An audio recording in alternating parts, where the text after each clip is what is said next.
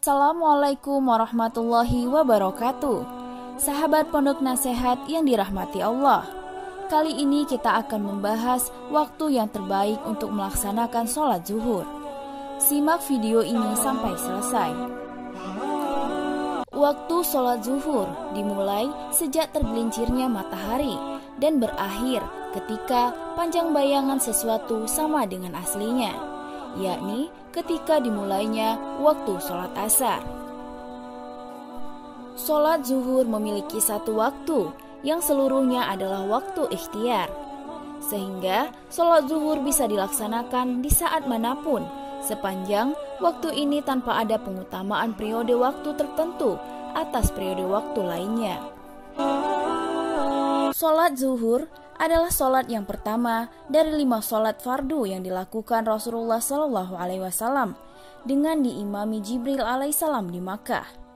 Berdasarkan dilalah hadis Jabir dan berdasarkan hadis yang diriwayatkan Nafi bin Jubair ataupun selainnya, ketika Nabi SAW tiba pada waktu subuh dari malam diisrokannya, di mana beliau tidak dijaga seorang pun kecuali oleh Jibril.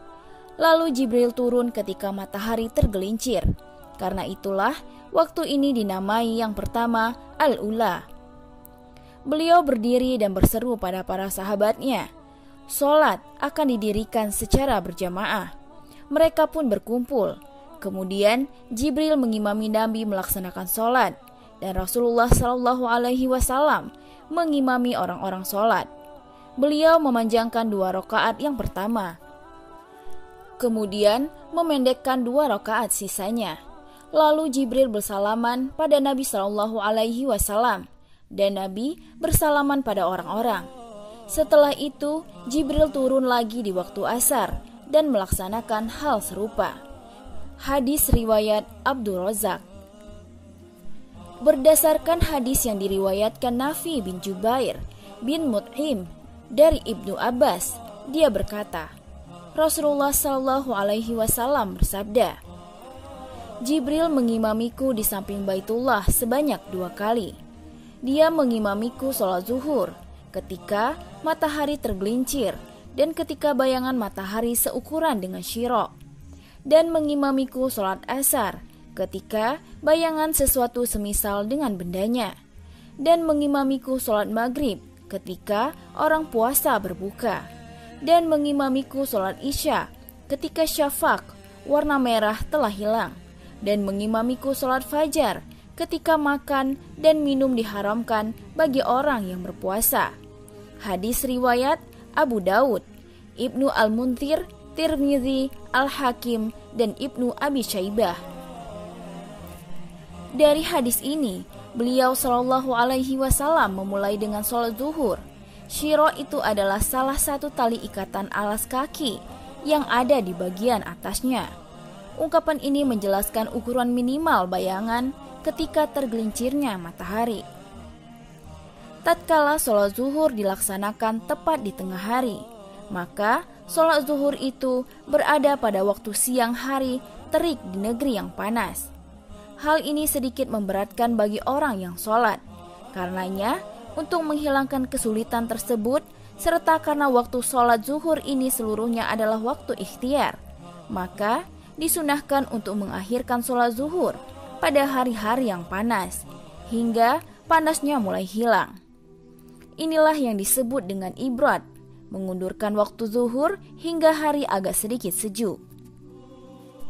Dalam hal ini, tidak ada perbedaan, baik bagi orang yang sholat secara munfarid ataupun secara berjamaah, mereka yang berada di masjid ataupun di luar masjid. Hukum sunnah ini bersifat umum untuk semua kondisi. Dari Anas radhiyallahu an, ia berkata, adalah Rasulullah SAW jika hari sangat panas, beliau SAW mengundurkan sholat zuhur, dan jika hari itu sangat dingin, maka beliau menyegerakan sholat. Hadis riwayat An-Nasa'i, Ibnu Abdil Bar. Dari Abu Dzar radhiyallahu an, ia berkata, muadzin Rasulullah Shallallahu Alaihi Wasallam mengumandangkan azan sholat zuhur. Maka Nabi Shallallahu Alaihi Wasallam bersabda, undurkan hingga hari sejuk, atau berkata, tunggulah, tunggulah, dan berkata, sesungguhnya panas yang sangat terik itu termasuk uap neraka jahanam, sehingga jika hari terlalu panas, maka undurkanlah sholat hingga hari sedikit sejuk. Hadis riwayat Muslim. Demikianlah berkenaan dengan waktu pelaksanaan sholat zuhur. Semoga kita bisa memilih waktu yang terbaik untuk melakukan sholat zuhur sesuai dengan kondisi kita, sehingga kita tidak merasa berat untuk melaksanakannya. Wallahu a'lam bishawab. Jika sahabat merasa video ini bermanfaat, silahkan sahabat subscribe channel ini dan tekan tombol loncengnya agar sahabat tidak ketinggalan video-video terbaru dari kami. Wassalamualaikum warahmatullahi wabarakatuh.